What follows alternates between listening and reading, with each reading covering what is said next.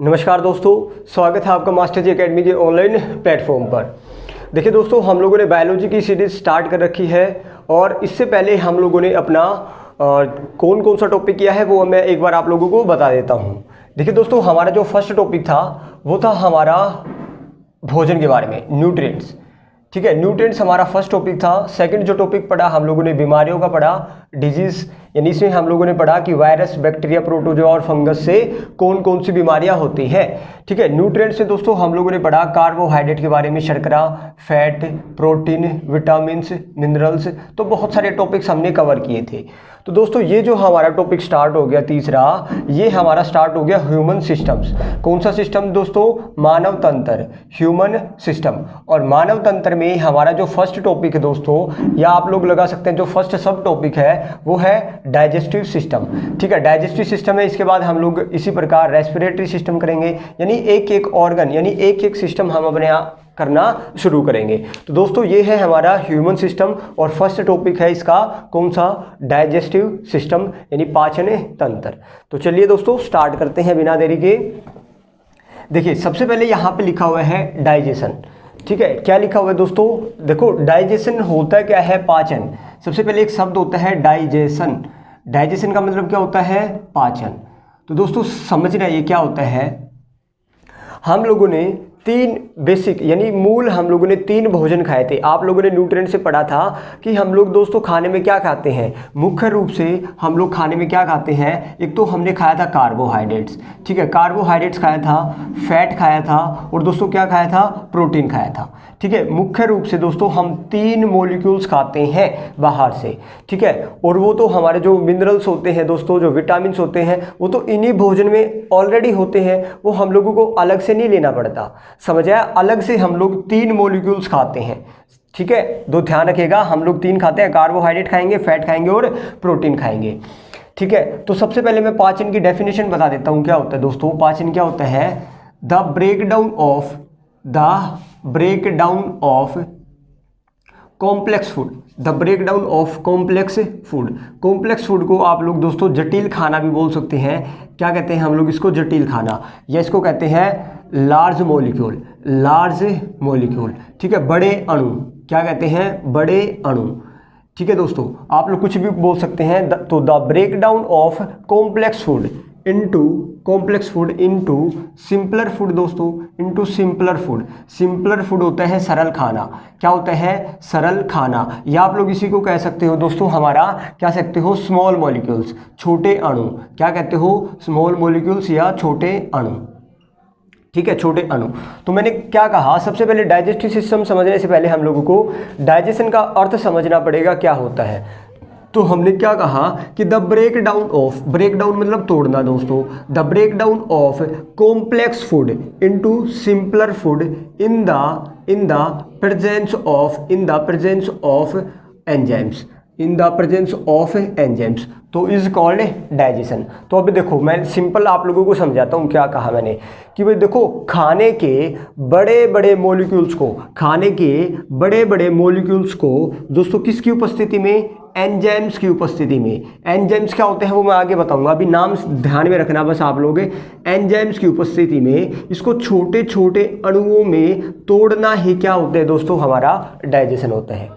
मेरे ख्याल से आप लोग समझ चुके हैं कि व्हाट इज डाइजेशन। तो the breakdown of complex food into simpler food, ये हो गया कॉम्प्लेक्स फूड, यानी बड़े जो अणु होते हैं वो कॉम्प्लेक्स फूड होते हैं। और जो सिंपलर फूड क्या होते हैं? यानी कॉम्प्लेक्स फूड जब टूट जाते हैं, छोटे छोटे पार्टिकल्स में टूट जाते हैं, उन्हीं को हम सिंपलर फूड कहते हैं, सरल खाना कहते हैं। समझ आया? अब देखिए दोस्तों, अब आप लोग इसको कनेक्ट करके देखना। ठीक है, हम लोगों ने ध्यान रखना, यहीं से क्वेश्चन बनेगा। सबसे पहले यहीं से क्वेश्चन बन जाता है। हम लोगों ने तीन बड़े बड़े मॉलिक्यूल्स खाए थे। कार्बोहाइड्रेट्स खाया था। ठीक है, कार्बोहाइड्रेट्स खाया था। ठीक है, फर्स्ट। सेकंड क्या खाया था दोस्तों? आप लोग लगा सकते हैं प्रोटीन भी खाया था हम लोगों ने। थर्ड क्या खाया था दोस्तों? हम लोगों ने फैट खाया था या लिपिड खाया था। ठीक है, कार्बोहाइड्रेट्स को हम क्या कहते हैं दोस्तों? शर्करा भी कहते हैं। प्रोटीन को प्रोटीन, फैट को और लिपिड को वसा कहते हैं। ठीक है। इनके दोस्तों हम लोगों ने क्या कार्बोहाइड्रेट का सोर्स क्या था वेजिटेबल्स थे, ठीक है, व्हीट थे, राइस, चावल, वेजिटेबल्स, तो सारी की सारी सब्जियां और सारे के सारे फ्रूट्स, वो सारे के क्या होते हैं दोस्तों, कार्बोहाइड्रेट्स होते हैं, ठीक है। प्रोटीन में हम लोगों ने दालें थी हमारी, ठीक है, फिश था, एग था, मिल्क था, तो ये सोर्स किसका था, प्रोटीन का। फैट और लिपिड का क्या होता है दोस्तों, घी और तेल, किसका सोर्स है, फैट और तेल का। तो आप लोग क्या खाते हो, इनको खाते हो कार्बोहाइड्रेट्स को।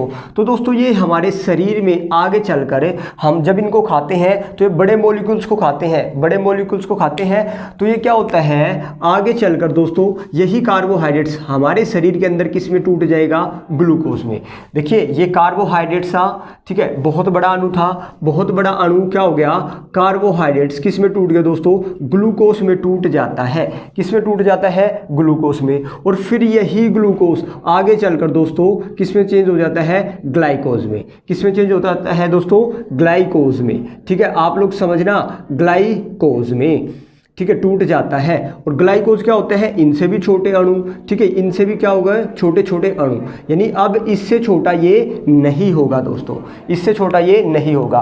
तो मैंने क्या कहा, तो दोस्तों अब ये जो हो रहा है ये किसकी उपस्थिति में हो रहा है, ये किसकी उपस्थिति में टूटे, एंजाइम्स की। ये भी किसकी उपस्थिति में टूटे, एंजाइम्स की, ठीक है। तो ये कैसा फूड है दोस्तों, हमारा कॉम्प्लेक्स फूड। ये कैसा फूड है, कॉम्प्लेक्स फूड।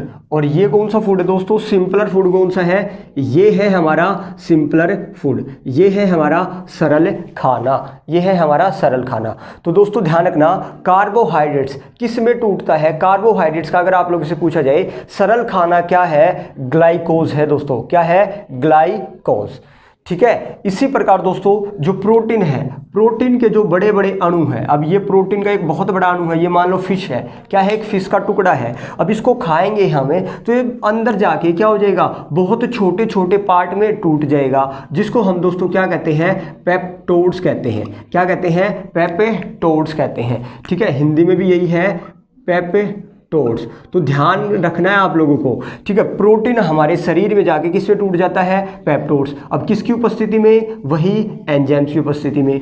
दोस्तों यही पेप्टोड्स आगे चलकर किस में टूटेगा, अमीनो एसिड से, अमीनो एसिड्स में, जिसको हम अमीनो अम्ल कहते हैं, अमीनो अम्ल कहा जाता है। तो अगर मैं आप लोगों से पूछूं, ये भी किसकी उपस्थिति में टूटा दोस्तों, एंजाइम्स की उपस्थिति में। अगर मैं आप लोगों से अब पूछूं कि भाई प्रोटीन का सबसे सिंपल फूड क्या है, या प्रोटीन की बिल्कुल अगर कतरा कतरा कर दे प्रोटीन का, तो सबसे छोटा अणु क्या निकलेगा, अमीनो अम्ल निकलेगा। ये हम पहले भी बात कर चुके हैं।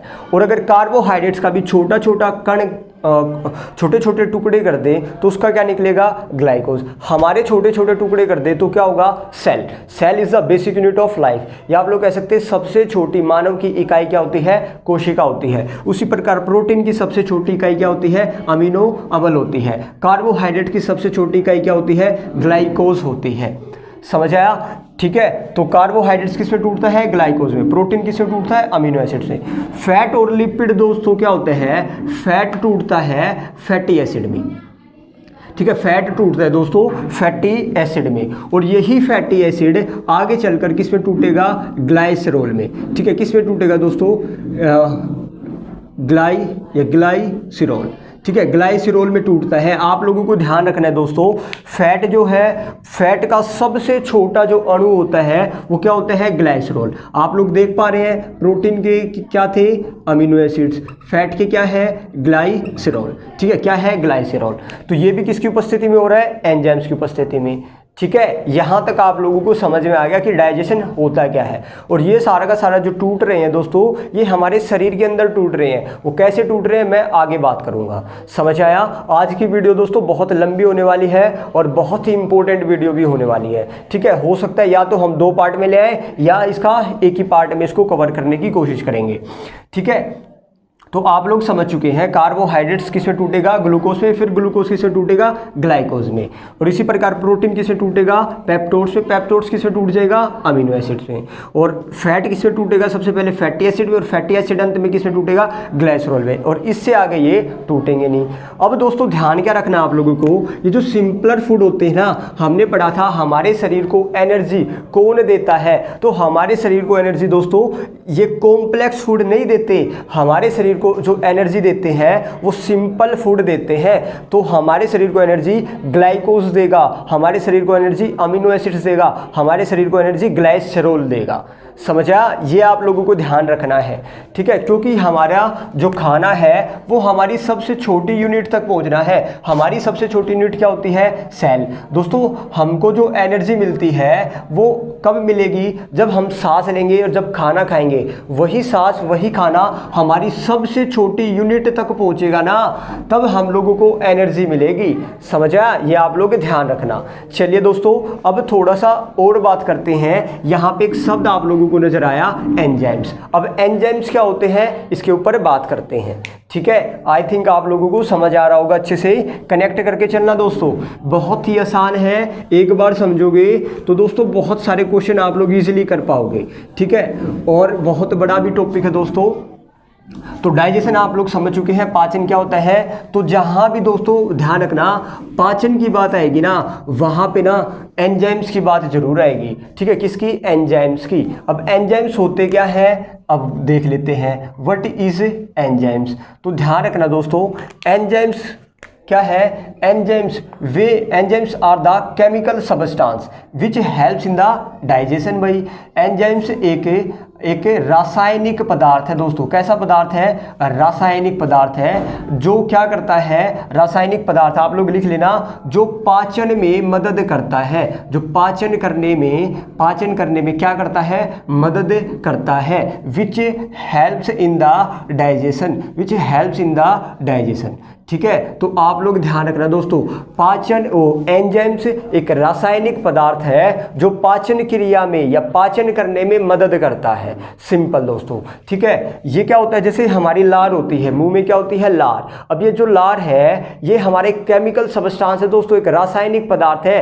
क्यों है? क्योंकि इसमें लार में जो है ना, उसमें बहुत सारे हमारे क्या मिले रहते हैं? एंजाइम्स मिले रहते हैं। और यही एंजाइम्स हमारे खाने को क्या करते हैं? तोड़ते हैं, तोड़ने में मदद करते हैं। समझ आया? तो अगर अब पूछा जाए एंजाइम्स क्या है, तो आप कहोगे हमारे खाने को तोड़ने में मदद करने वाला एक पदार्थ है, ठीक है। सेकंड पॉइंट आप लोग क्या ध्यान रखोगे एंजाइम से? एंजाइम्स जो होते हैं दोस्तों, एंजाइम्स एक्ट एज बायोकैटालाइसिस, ठीक है, बायोकैटालाइसिस, ठीक है। उत्प्रेरक, जैव उत्प्रेरक आप लोग कह सकते हो। एंजाइम्स जैव उत्प्रेरक की भांति कार्य करता है। भाई कैटालाइसिस क्या होता है दोस्तों? ध्यान रखना, रिएक्शंस को कंट्रोल करना, यानी हमारी क्रियाओं को नियंत्रण करना। किसका काम होता है? हमारे रिएक्शन को कंट्रोल करना, कैटालिसिस होता है। ये एक बार पूछा गया व्हाट इज कैटालाइसिस, तो रिएक्शंस को कंट्रोल करना, यानी रिएक्शन ज़्यादा तेज गति से हो रहा है तो उसको मंद करना, बहुत मंदी गति से हो रहा है तो उसको थोड़ा सा तेज करना। तो एंजाइम्स जो होते हैं हमारे डाइजेशन को क्या करते हैं? कंट्रोल करते हैं। तो enzymes act as biocatalysis, ठीक है। ये हम लोग एंजाइम्स की कुछ विशेषताएं पढ़ रहे हैं। थर्ड विशेषता आप लोगों को ध्यान रखना है दोस्तों, ऑल एंजाइम्स, सारे के सारे एंजाइम्स ना, ऑल एंजाइम्स आर प्रोटीन। सारे एंजाइम जो होते हैं वो क्या होते हैं? प्रोटीन होते हैं। बट ऑल प्रोटीन आर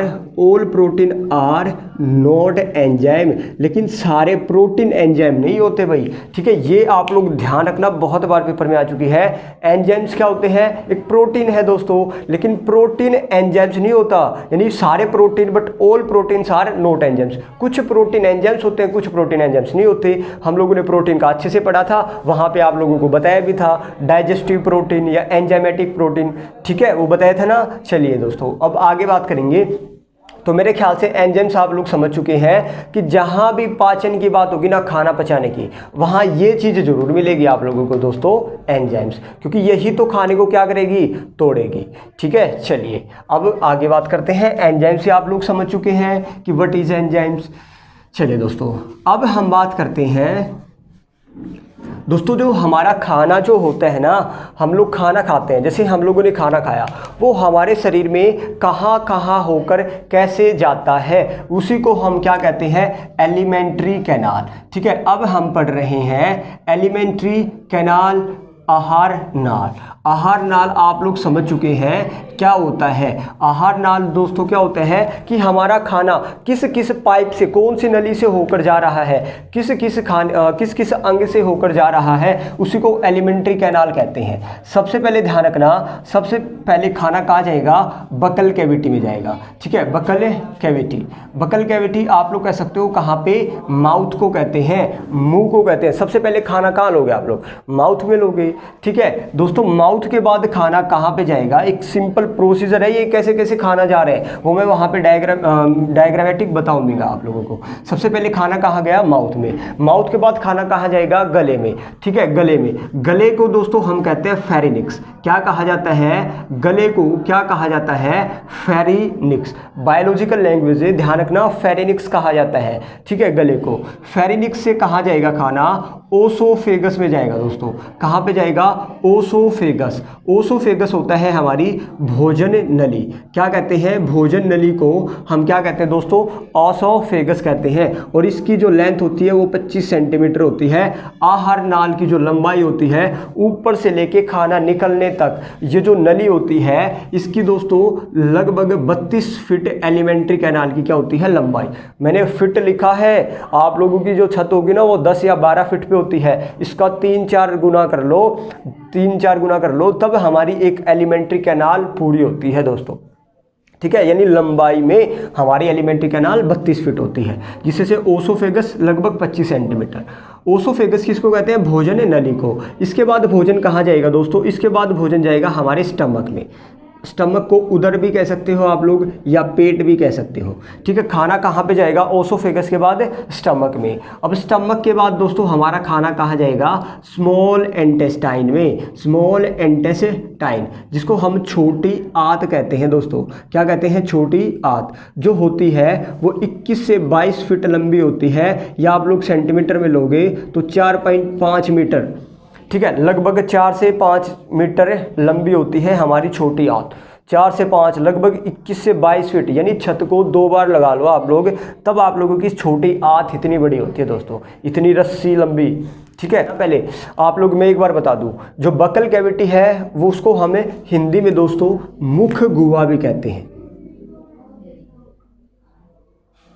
क्या कहते हैं, मुख गुहा। फेरिंग्स को गला, ओसोफेगस को भोजन नली, स्टोमक को उदर या पेट, स्मॉल इंटेस्टाइन को छोटी आंत कहते हैं। एक बार यहाँ पे देखना, सबसे पहले ये है दोस्तों आप लोगों का नाक। क्या है ये, नाक है दोस्तों, नोज।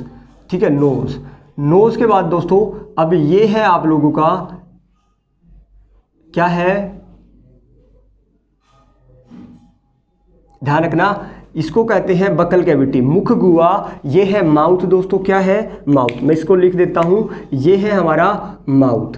ठीक है, आप लोग माउथ से भी खाना खा सकते हो और नाक से आप लोग सांस लेते हो, तो दोनों के पीछे जाके एक ही नली हो जा रही है, आप लोग देख पा रहे हैं। ठीक है, एक ही नली है दोनों की। ठीक है, एक ही नली है, यहाँ से भी यहाँ से भी। फिर ये आप लोगों का क्या जाता है, गला। इसी को दोस्तों क्या कहते हैं, फेरिनिक्स। क्या कहते हैं, फेरिनिक्स। ठीक है, इस गले से दोस्तों क्या होता है, ध्यान रखना, इस गले से ना 2 नलियाँ निकलती है। कितनी नलियाँ निकलती है, 2 नलियाँ। ठीक है, अलग अलग कितनी नलियाँ निकलती है, 2 नलियाँ। एक नली को कहा जाता है ओसोफेगस।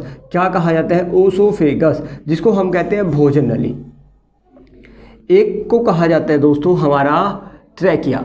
क्या कहा जाता है, ट्रैकिया। ट्रैकिया यानी श्वास नली।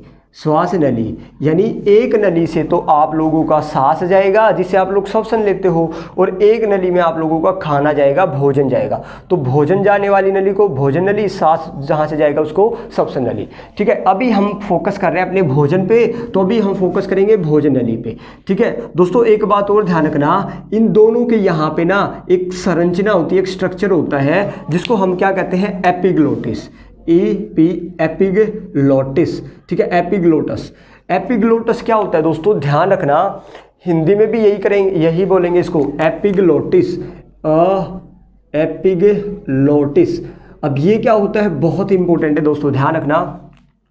मैंने क्या बताया कि जो एपिग्लोटिस पता है क्या करता है, जब आप लोगों का मान लो खाना भी और सांस भी दोनों कहाँ पे हो, फेरिनिक्स में। कहाँ पे हो, फेरिनिक्स में। तो एपिग्लोटिस ना दोस्तों खाने को खाने वाली नली में, सांस को सांस वाली नली में भेजने का काम कौन करता है, एपिग्लोटिस। ये एक प्रकार का स्ट्रक्चर होता है। कैसे, मान लो दोस्तों जैसे देखो ये एपिग्लोटिस है। क्या है, एपिग्लोटिस। यहां से जा रही है आप लोगों की, यहां से जा रही है दोस्तों आप लोगों की भोजन नली। क्या है, भोजन नली। इधर की तरफ आ रही है श्वसन नली। क्या आ रही है, श्वसन नली।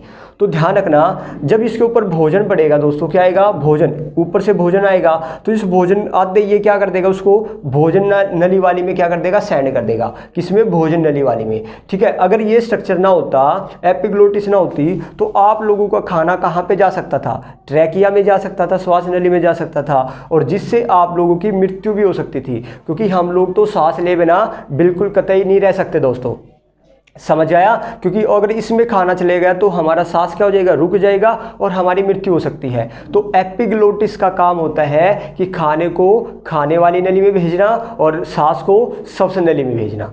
ठीक है, चलिए भाई, अब ये हो गया खाना आप लोगों का कहाँ आया, मुंह में लिया आप लोगों ने, फिर कहाँ आया, फेरिनिक्स में आया, फिर कहाँ आया दोस्तों, ओसोफेगस में आया। ठीक है, यहाँ से आके यहाँ आकर अब यहाँ आ गया आप लोगों का खाना। ठीक है, आप लोग देख पा रहे हैं दोस्तों, बक्कल कैविटी, फिर फेरिनिक्स, फिर ओसोफेगस, फिर कहाँ पे, स्टमक में। देखिए दोस्तों अब यहाँ से ना आप लोगों का क्या हो जाता है, स्टमक आ जाता है। ठीक है, ये क्या है आप लोगों का, स्टमक है दोस्तों। ठीक है, खाना आप लोगों का क्या आ गया, ये है आप लोगों का स्टमक। ठीक है, आप लोगों का क्या है, स्टमक। फिर खाना पेट में आ जाता है, उदर में आ जाता है दोस्तों। उदर के बाद ध्यान रखना, उदर के बाद दोस्तों आप लोगों का जो खाना है वो कहाँ आएगा, वो कहाँ आएगा दोस्तों, इसके जो नीचे है वो हमारा क्या है, छोटी आंत है। ठीक है, क्या है, छोटी आंत।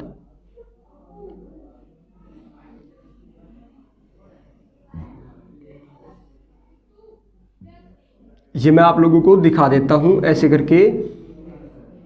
ठीक है, देखिए दोस्तों हमारा खाना कहाँ आया, स्टमक में आया। स्टमक के बाद डायरेक्ट हमारा खाना देखो ये इसके पीछे है, इसके पीछे डायरेक्ट खाना कहाँ आ जाता है, हमारा छोटी आंत में। और छोटी आंत में ऐसे घूम घूम कर, ये जो नली है ऐसे घूम घूम कर हमारा खाना कहाँ पे चला जाएगा, यहाँ तक हमारी छोटी आंत है, स्मॉल इंटेस्टाइन है। स्मॉल इंटेस्टाइन के बाद खाना कहाँ आ गया दोस्तों, लार्ज इंटेस्टाइन में। ये हमारी क्या है, बड़ी आंत है। ठीक है, बड़ी आंत से खाना होता हुआ दोस्तों कहाँ चला आता है, और ये सबसे आखिर में हमारा खाना जो वेस्टेज है वो निकल जाता है, जिसको हम क्या कहते हैं, एनस कहते हैं। इसको क्या कहेंगे, लार्ज इंटेस्टाइन कहेंगे, बड़ी आंत। और इसको क्या कहते हैं दोस्तों, छोटी आंत। इसको क्या कहेंगे, छोटी आंत। आई थिंक आप लोग समझ चुके हैं। देखिए मैं आप लोगों को बता देता हूं एक बार, एक सेकंड। देखिए ये आप लोग समझ चुके हैं। अब छोटी आंत जो होती है 21 से 22 फीट होती है। ठीक है, 21 से 22 फीट। अब थोड़ा सा ध्यान रखना, मैंने आप लोगों को क्या बताया, स्मॉल इंटेस्टाइन कितने पार्ट का होता है, 3 पार्ट का। दोस्तों इसका ये जो फर्स्ट एक सर्कल है ना, स्मॉल इंटेस्टाइन का फर्स्ट सर्कल, यहाँ पे दिखा देता हूँ आप लोगों को।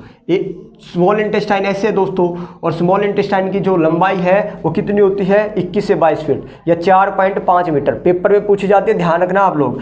ठीक है, सबसे फर्स्ट पार्ट को, इसको दोस्तों हम कहते हैं ड्यूडेनम। क्या कहते हैं, ड्यूडेनम। ठीक है, अब ये जो बीच में बहुत सारा जो लंबी है इसको क्या कहते हैं हम लोग, ड्यूडेनम जीजेनम। ठीक है, जीजेनम। ये स्मॉल इंटेस्टाइन के ड्यूडेनम। ठीक है, ड्यूडेनम, जीजेनम, और ये जो लास्ट वाला सर्कल है इसको कहते हैं एलियम। क्या कहते हैं, एलियम।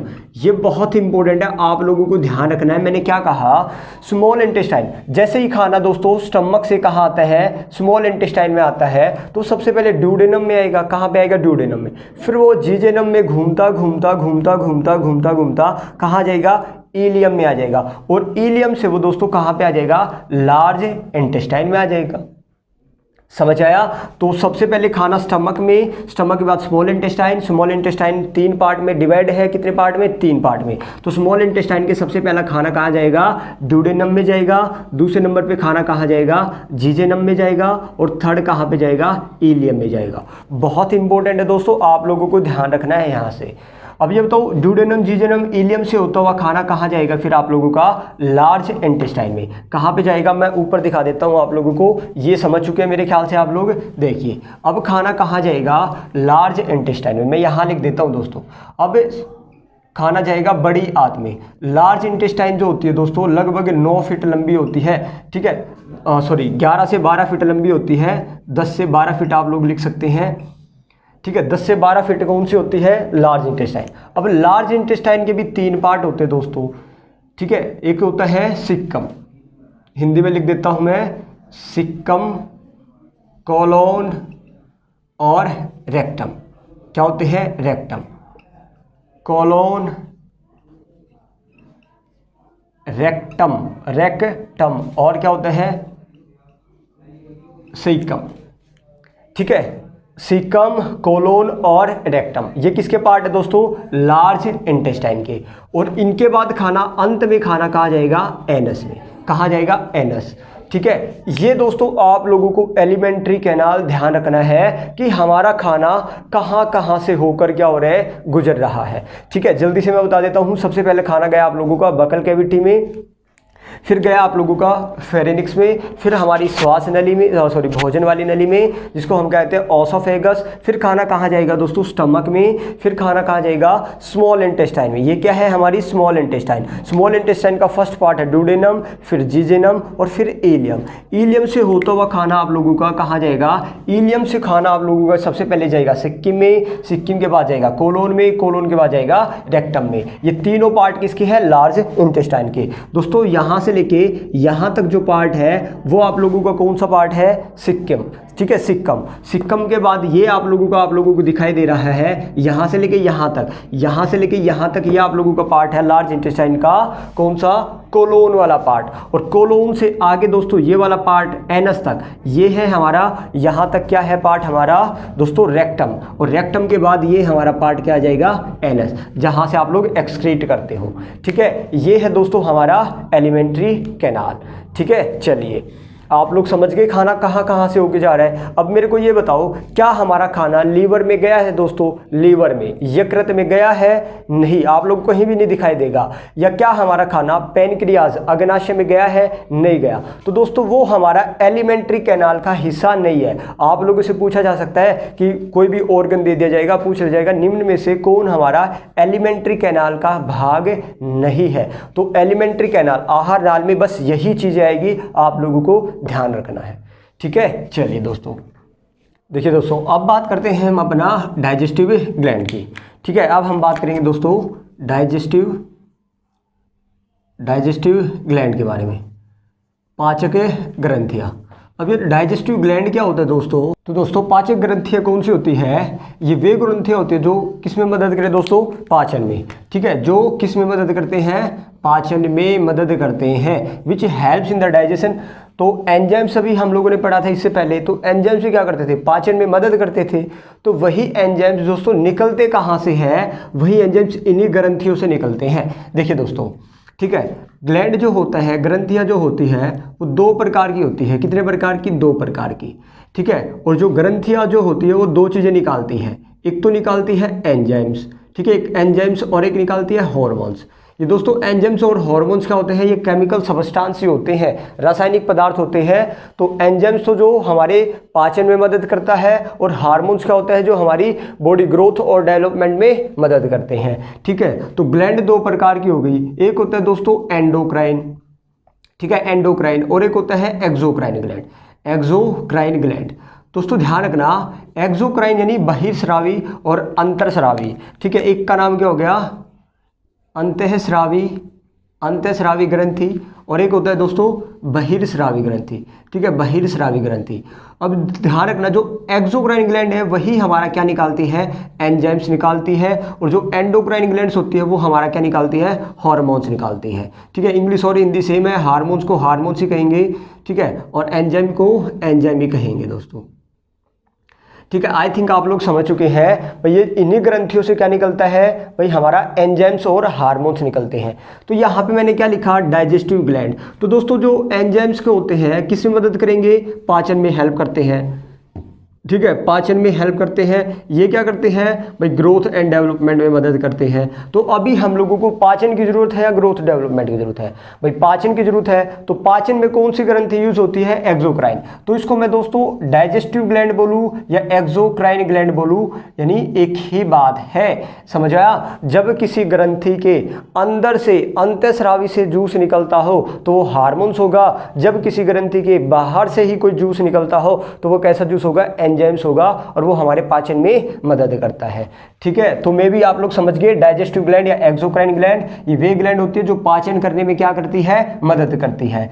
ठीक है, अब ये कहाँ कहाँ होती है दोस्तों, हमारे यहाँ पे शरीर में 5 डाइजेस्टिव ग्लैंड होती है जो हम लोगों को पाचन में मदद करती है। एक तो हमारा माउथ ही हो गया। ठीक है, माउथ एक दोस्तों, या जिसको आप बकल कैविटी भी कहते हो, ठीक है, बकल कैविटी भी कहते हो, तो ये क्या है दोस्तों, हमारा एक डाइजेस्टिव ग्लैंड है।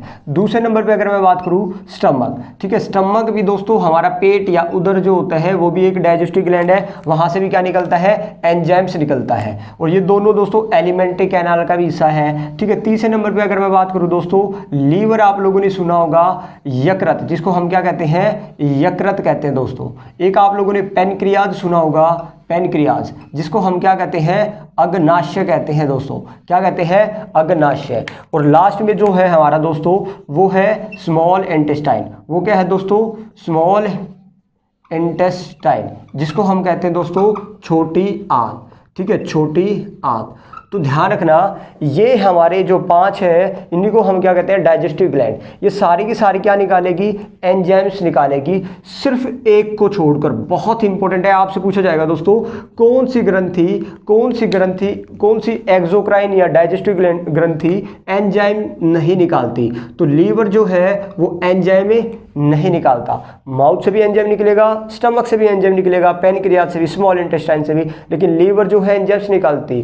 तो क्या निकालता है, लीवर बाइल जूस निकालता है, पित्तरस निकालता है। वो हम आगे पढ़ेंगे जब एक एक करके मैं इनको बताऊंगा।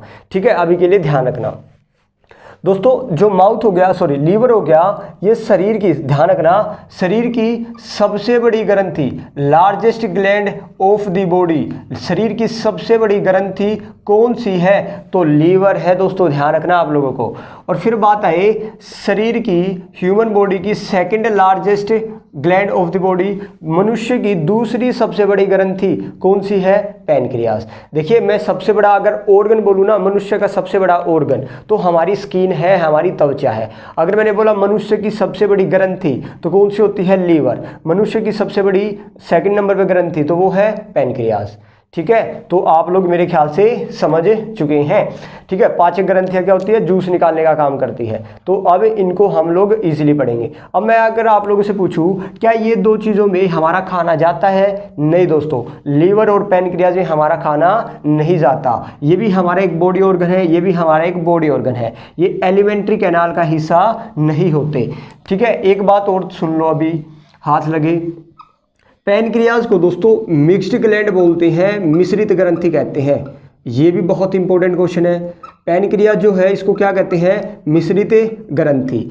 मिक्स्ड ग्लैंड दोस्तों कौन सी होती है, जो एंजाइम्स और हार्मोन्स दोनों ही निकाले। जब कोई बॉडी का ऑर्गन एंजाइम्स निकाले और हार्मोन्स भी निकाले तो उसी को दोस्तों हम क्या कहते हैं, मिक्स्ड ग्लैंड। तो पैनक्रियाज एकमात्र ऐसी ग्रंथि है जो मिक्स्ड ग्लैंड है, जो एंजाइम्स निकालती है और हार्मोन्स भी निकालती है। समझ आया? चलिए दोस्तों, ठीक है, मे भी आप लोग समझ चुके हैं। अब हम एक एक करके पढ़ेंगे। सबसे पहले माउथ, यानी खाना कैसे पचता है, अब हम बात करेंगे दोस्तों उसकी। ठीक है, चलिए दोस्तों, सबसे पहले अब हम किसकी बात करेंगे, माउथ की। माउथ में जो, जिसको हम बकल कैविटी भी कहते हैं दोस्तों, सबसे पहले तो हमने खाना मुंह में लेते हैं तो खाना जो हमारा मुंह में आता है तो मुंह में दो चीज़ें होती है दोस्तों। सबसे पहले हम एक एक ग्लैंड पढ़ रहे हैं, हम सबसे पहले माउथ है या बक्कल कैविटी भी कहते हैं या हिंदी में मुख गुहा भी कहते हैं इसको, अभी अभी हम लोगों ने जान लिया दोस्तों। इसमें दो चीज़ें होती है, एक तो होती है टंग, TOUNGE, टंग और टिथ, टंग और टिथ। एक बात ध्यान रखना दोस्तों, मनुष्य हमारे शरीर का सबसे जो हार्डेस्ट पार्ट है वो मान लो ये दांत है, ठीक है, हमारा टिथ होता है। टिथ के ऊपर एक कैप चढ़ी रहती है वाइट कलर की, ठीक है, वाइट कलर की जो चढ़ी रहती है परत, इसको इनेमल कहा जाता है। क्या कहा जाता है? इनेमल। दोस्तों हमारे शरीर का सबसे कठोर भाग, कठोर पार्ट, हार्डेस्ट पार्ट दांत के ऊपर की जो लेयर होती है इसको इनेमल कहा जाता है। तो इनेमल होती है मनुष्य के शरीर का सबसे कठोर पार्ट, क्या होता है? इनेमल। अभी आप लोगों को ये ध्यान रखना है, ठीक है। चलिए भाई, और टंग हो गया और टिथ हो गया, ठीक है, टंग और टिथ।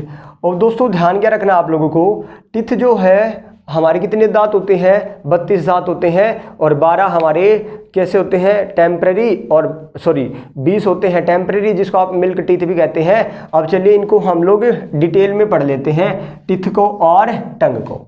सबसे पहले ध्यान रखना दोस्तों, स्टडी ऑफ टिथ क्या होता है? ओडेंटोलॉजी।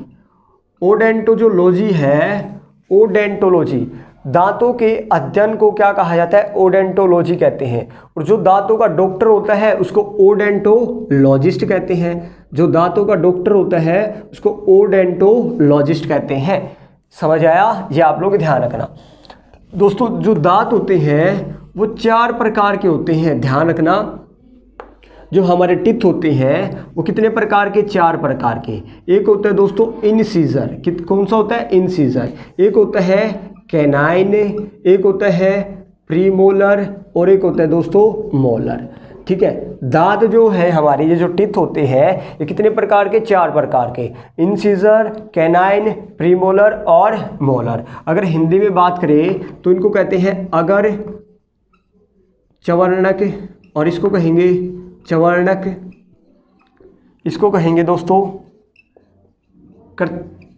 कर्तनक या कर्तंक, इसको कहेंगे रदनक। क्या कहेंगे? रदनक, ठीक है। ये आप लोग हिंदी में ध्यान रख सकते हैं, इनसीजर, कैनाइन, प्रीमोलर और मोलर। सबसे पहला इनसीजर जो दांत होते हैं दोस्तों वो कितने होते हैं? 8 होते हैं। कितने होते हैं? 8 दांत जो है उनको इनसीजर। ये आप लोगों के आगे वाले जो दिखाई दे रहे हैं दांत, 4 नीचे 4 ऊपर, कैसे है मैं इनका डायग्राम यहाँ पे आप लोगों को दिखाऊंगा। अभी के लिए ध्यान रखना, इनसीजर दांत कितने होते हैं? 8, ठीक है। कैनाइन दांत कितने होते हैं? 4। कितने होते हैं दोस्तों? 4। ये मैं ऊपर नीचे दोनों की बात कर रहा हूँ, ठीक है। कितने होते हैं? 4, ठीक है। प्रीमोलर, ये मैं डायग्रामेटिक ही आप लोगों को यहाँ पे बताऊंगा दोस्तों। कहाँ पे बताऊंगा? यहाँ पे, ठीक है। आप लोग ध्यान रखना, इनसीजर दांत कितने हो गए? 8। ये मैं कहाँ की बात बता रहा हूँ? ऊपर और नीचे दोनों की। रदनक कितने होते हैं? 4।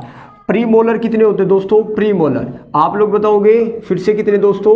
8। कितने होते हैं? 8। और मोलर कितने होते हैं? 12, ठीक है, 12।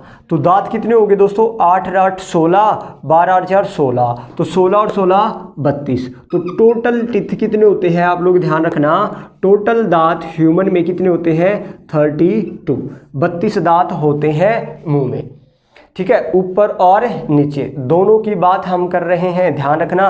ये मैंने दोनों के इंसीजर बताए हैं, ऊपर और नीचे के, दोनों के। अब आप लोग ध्यान रख लो दोस्तों, अब ये डायग्रामेटिक सीखना कैसे क्या है।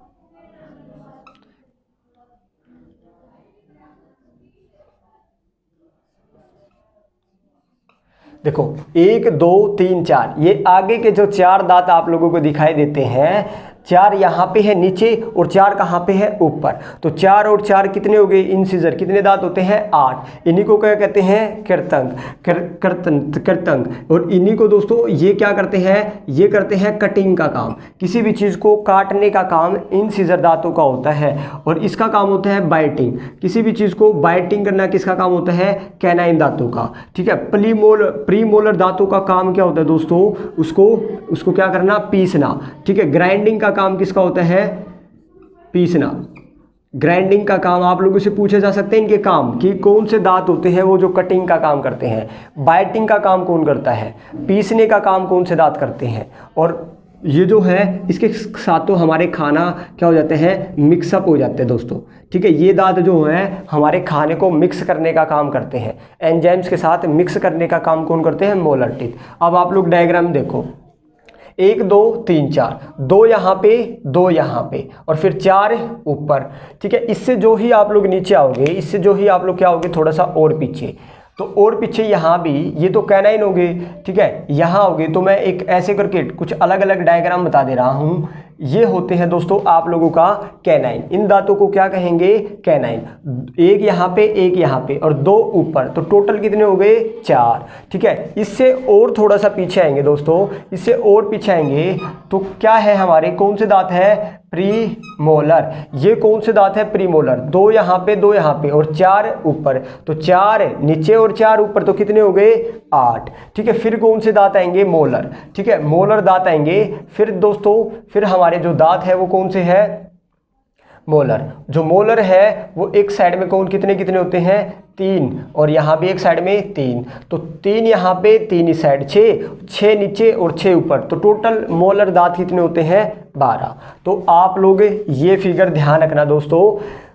ठीक है, ये जो हमारे दांत दिखाई दे रहे हैं ये है हमारे इंसिजर, ये है हमारे कैनाइन, ये है हमारे प्रीमोलर और ये लास्ट वाला बच गया हमारा मोलर। ठीक है, तो 16 और 16 32। अब आप लोगों को ध्यान क्या रखना है दोस्तों, ठीक है, ये जो हमारे टीथ होते हैं, कुछ दांत हमारे टेम्परेरी होते हैं, ठीक है, या दूध के दांत होते हैं। तो ध्यान रखना, एक होते हैं टीथ को फिर से 2 पार्ट में, एक मिल्क टीथ होते हैं जिसको हम दूध के दांत कहते हैं, या इसी को हम टेम्परेरी टीथ भी कहते हैं, टेम्परेरी टीथ। तो दोस्तों टेम्परेरी जो टीथ होते हैं, या आप लोग कह सकते हो कि 2 बार आने वाले दांत, लाइफ में, जिंदगी में, लाइफ में 2 बार आने वाले दांतों की संख्या, आने वाले जो हमारे टीथ होते हैं, दांतों की संख्या होती है वो होती है दोस्तों 20। ठीक है, मिल्क टीथ की संख्या कितनी होती है अगर आप लोगों से पूछा जाए, 20 दांत हमारे क्या होते हैं, जिंदगी में एक बार गिर जाते हैं और वो फिर से नए होकर आते हैं। ठीक है, तो 2 बार जिंदगी में, लाइफ में 2 बार आने वाले दांतों की संख्या कितनी होती है, 20, और इन्हीं को हम मिल्क टीथ कहते हैं या टेम्परेरी टीथ कहते हैं। तो अगर आप लोगों से पूछा जाए कि परमानेंट टीथ की संख्या कितनी है, जो आप लोगों के परमानेंट एक बार आ गए ना तो वो जिंदगी भर ही रहेंगे परमानेंट टीथ, तो परमानेंट टीथ की संख्या कितनी होती है, 12, और 20 और 12 इक्वल टू टोटल कितने हो जाएंगे, 32। समझ आया। फिर ये 32 आप लोगों के एक बार ये आ जाएंगे ना और फिर ये भी आ जाएंगे, फिर तो जिंदगी भर रहेंगे भाई आप लोगों के 32। ठीक है, तो परमानेंट टीथ कितने, 12। ठीक है, टेम्परेरी टीथ कितने, 20, और फिर ये दोनों आने के बाद फिर तो ये सारे के सारे क्या हो जाएंगे, परमानेंट। फिर तो 32 के 32 वो भी दोबारा आने के बाद क्या हो जाएंगे, सारे के सारे परमानेंट ही है फिर। ठीक है, तो ये आप लोग क्लासिफिकेशन मेरे ख्याल से समझ चुके हैं। ठीक है, इंसिजर कितने, 8, काम क्या होता है इनका, काटने का, कटिंग का, इनको कर्तंग भी कहते हैं, आप लोग देख रहे हैं। इसका रदनक यानी बाइटिंग का, प्रीमोलर यानी अगर चरणक, पीसने का, ग्राइंडिंग का, चरणक यानी खाने को अच्छे से मिक्स एंजाइम्स के साथ कौन से दांत करते हैं, मोलर टीथ, ये जो टीथ होते हैं। ठीक है, और दोस्तों ध्यान रखना, ये जो आप लोगों को दिखाई दे रहे हैं ये वाले 2 नीचे और 2 ऊपर, इन दांतों को दोस्तों वैसे हमारे टीथ ना 28 होते हैं। कितने होते हैं, 28 टीथ है। टोटल तो 32 ही होते हैं, ये 28 कैसे कह रहा हूँ मैं, आप लोग 28 दांत आप लोगों के क्या रहते हैं, किशोरावस्था तक। किशोरावस्था तक आप लोगों के कितने दांत आते हैं, 28, 14 नीचे 14 ऊपर। लेकिन जो ही आप लोग प्यूबर्टी एज में आते हो, यानी आप लोग या मैच्योर होते हो, क्या होते हो, मैच्योर, या प्यूबर्टी एज आप लोगों की आती है, तब आप लोगों की ना दोस्तों ये दांत, अकल दांत निकलना क्या हो जाते हैं, इनको अकल का दांत कहते हैं, अकल का दांत। तो अकल के दांत निकलना आप लोगों के कब स्टार्ट होते हैं, जब आप लोग 21 या 22 साल के हो जाते हो, तब आप लोगों के अकल के दांत निकलते हैं, और ये कभी भी निकल सकते हैं।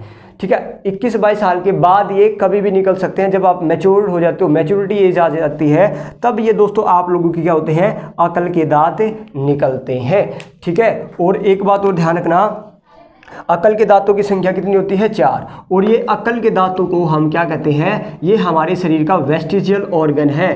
ये वेस्टिजियल ऑर्गन क्या होते हैं? अकल के दांत वेस्टिजियल ऑर्गन होते हैं, अवशेषी अंग। दोस्तों हमारे शरीर में एक बार मैं आप लोगों को बता देता हूँ, वेस्टिजियल ऑर्गन कौन से होते हैं? वे अंग जिनका हमारे शरीर में बिल्कुल कोई भी काम नहीं होता, उनको हम वेस्टिजियल ऑर्गन कहते हैं, अवशेषी अंग। ठीक है, तो ये जो अकल के दांत होते हैं ये हमारे कैसे दांत हैं? कैसे दांत है दोस्तों? वेस्टिजियल ऑर्गन है। ठीक है, कैसे ऑर्गन है? Vestigial organ. आप लोगों को ध्यान रखना है, इनका अकल से, दिमाग से कोई रिलेशन नहीं है, कभी दिमाग से लगा लो। ठीक है, ये अकल के दांत होते हैं, तो बस आप लोगों को ध्यान रखना है ये कैसे ऑर्गन है? हमारे वेस्टिजियल ऑर्गन है। ठीक है, और हमारे शरीर में 5 ऐसे ऑर्गन है, 5 ऐसे अंग है जो वेस्टिजियल है, जिनका हमारे शरीर में कोई काम नहीं है। एक आप लोगों ने अपेंडिक्स सुना होगा, ठीक है, वो भी एक वेस्टिजियल ऑर्गन है। एक हमारे अकल के दांत हो गए, और मैं आप लोगों को आगे बताऊंगा। तो दांतों से आप लोग इतनी सारी चीज़ें मेरे ख्याल से समझ चुके हैं। ठीक है, चलिए भाई, अब मैं थोड़ा सा और आप लोगों को कुछ बता देता हूँ। अब मैं डेंटल फॉर्मूला आप लोगों को बताऊँगा। कौन सा फॉर्मूला? Dental formula. ठीक है, अब देखिए दोस्तों, अब जो परमानेंट टिथ होते हैं वो तो हमारे एक बार आने के बाद वो 32 थे, जैसे कि आप लोगों ने देखा था ना, टोटल दांत कितने होते हैं? 32। तो परमानेंट टिथ का डेंटल फॉर्मूला क्या होता है? आप लोगों से डेंटल फॉर्मूला पूछे जाते हैं भाई। ठीक है, आप लोग डॉक्टर के पास जाते हो तो आप लोगों से वो जो आप लोगों का जो पेज होता है उसको वो लिख के देता है कि भाई इस दांत में दिक्कत है, इस टिथ में दिक्कत है। वो कैसे होता है डेंटल फॉर्मूला? चलिए अब हम लोग देख लेते हैं। ठीक है, मोलर और प्रीमोलर वगैरह वगैरह 32 डेंटल फॉर्मूला का देखना है दोस्तों आप लोगों को, 32 टीथों का, या आप लोग कह सकते हो परमानेंट टिथ का डेंटल फॉर्मूला, परमानेंट टिथ का डेंटल फॉर्मूला। और यहाँ पे मैं आप लोगों को बताऊंगा दोस्तों मिल्क टिथ का, या आप लोग कह सकते हो टेम्परेरी टिथ का डेंटल फॉर्मूला। ये अलग अलग होते हैं। अब वो कैसे होते हैं चलिए देख लेते हैं दोस्तों। अब आप लोग ये बताओ, इनको आप लोग बिल्कुल इस प्रकार डिवाइड कर दो, 2 हिस्सों में डिवाइड करो। ठीक है, 2 हिस्सों में डिवाइड करोगे, ऊपर वाले दांतों को भी 2 हिस्सों में क्या करोगे? डिवाइड करोगे। तो टोटल 1, 2, 3 और 4, तो 4 हिस्सों में हमारे क्या हो गए? डिवाइड हो गए। तो डेंटल फॉर्मूला क्या होता है? परमानेंट टिथ का डेंटल फॉर्मूला। परमानेंट टिथ का डेंटल फॉर्मूला होता है दोस्तों, अब यहाँ पे कितने इंसिजर दांत है? सबसे पहले दांत इंसिजर कितने दांत है? यहाँ पे 2। कितने दांत है दोस्तों? 2। यहाँ पे इंसिजर कितने हैं? 2। ठीक है, ऊपर और नीचे दोनों भी 2 थे, यहाँ भी 2, यहाँ भी 2। तो इस प्रकार इंसिजर दांतों की संख्या हमने कितना बताई थी? इंसिजर कितने होते हैं? 8। कैनाइन कितने होते? 4। प्रीमोलर कितने होते थे दोस्तों? प्रीमोलर कितने होते थे? 8। और मोलर कितने होते थे? 12 होते थे। ठीक है, तो इंसिजर का 2 यहाँ पे, 2 यहाँ पे, 2 यहाँ पे, 2 यहाँ पे। ठीक है, आप लोग लगा सकते हो ये नीचे वाले हैं, ये ऊपर वाले दांत हैं। तो प्रीमोलर फॉर्मूला 2, 2, 2, 2 हो गया। अब कैनाइन देखो, कैनाइन को हम 4 भागों में, या 4 से आप लोग डिवाइड कर दो, हर एक को 4 से डिवाइड कर दो दोस्तों। तो एक के खाने में वही लिखते जाओ। देखो इंसिजर लिख दिया, इंसिजर के बाद कौन सा लिखना है हम लोगों को? कैनाइन। और कैनाइन दोस्तों 4 पार्ट में डिवाइड करना है। तो एक पार्ट में कैनाइन की संख्या कितनी है? 1। तो हर पार्ट में कैनाइन की संख्या आप लोग कितना लिखोगे? 1 लिख दिया। अब देखो फिर आप लोगों के दांत, हर पार्ट में दोस्तों आप लोगों के प्रीमोलर दांतों की संख्या कितनी है? 2। कितनी है? 2। यहाँ भी 2 लिखो, यहाँ भी 2 लिखो, यहाँ भी 2 लिखो, यहाँ भी। तो ये जो प्रीमोलर दांत थे, अब गिनो कितने हो गए? 8। और कितने हैं यहाँ पे? 8 है भाई। अब मोलर की संख्या कितनी होती है? अब आप लोग देखो, यहाँ पे कितना लिखा हुआ है मैंने? 3। ठीक है, हर एक पार्ट में मोलर की संख्या कितनी होती है? 3। यहाँ भी कितना लिखोगे? 3। यहाँ भी 3, यहाँ भी 3। तो दोस्तों 2, 1, 2, 3, 2, 1, 2, 3, 2, 1, 2, 3, ये हमारा डेंटल फॉर्मूला होता है परमानेंट टिथ का। समझ आया? ये आप लोगों को दोस्तों ध्यान रखना है। तो 2, 1, 2, 3, 2, 1, 2, 3 को ऐसे करके वो गुना 2 कर देते हैं, इस प्रकार वो लिखते हैं। ठीक है, तो आप लोगों से पूछा जाता है dental formula of permanent teeth. अब हम बात करते हैं मिल्क टिथ, यानी जो हमारे 20 दांत थे दोस्तों, ये जो 20 टिथ थे, ये कैसे है दांत? तो ये छोटे बच्चों के 20 दांत कैसे आता है? कौन सा दांत इनका नहीं आता? तो ध्यान रखना, छोटे बच्चों के 4 ही दांत थे, इंसिजर, कैनाइन, प्रीमोलर, पीएम लिख देता हूँ, प्रीमोलर और मोलर, 4 प्रकार के टिथ थे। तो दोस्तों छोटे बच्चों के जो मोलर कितने आएंगे, 8 ही आएंगे, क्योंकि ये जो लास्ट वाले 2 दांत थे, ये जो अक्ल दांत थे, ये तो कब आते हैं, किशोरावस्था के बाद आते हैं, जब वो प्यूबर्टी एज हो जाती है। तो इनके मिल्क टीथ में मोलर दांतों की संख्या कितनी मिलेगी आप लोगों को, 8।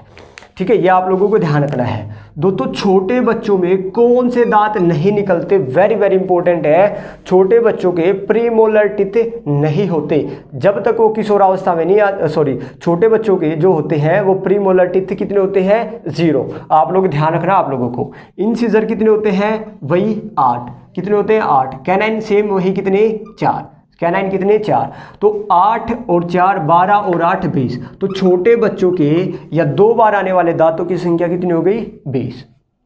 ठीक है, अब इनका डेंटल फॉर्मूला अगर हम लोग बनाएंगे तो आप लोग बताओ कि वही से दोस्तों छोटे बच्चों के कैनाइन तो प्रीमोलर दांत तो होते नहीं, इनको तो आप लोग क्या कर दो, हटा दो। ये भी नहीं निकलेंगे, क्यों, क्योंकि ये तो भाई ज़्यादा एज हो जाए तब आते हैं। ठीक है, आते हैं ना। अभी यहाँ पे देखो तो एक साइड में कितने दांत हैं, 2। यहाँ भी कितने लिखोगे, 2। ऊपर भी कितने मिलेंगे, 2। साइड में कितने मिलेंगे, 2।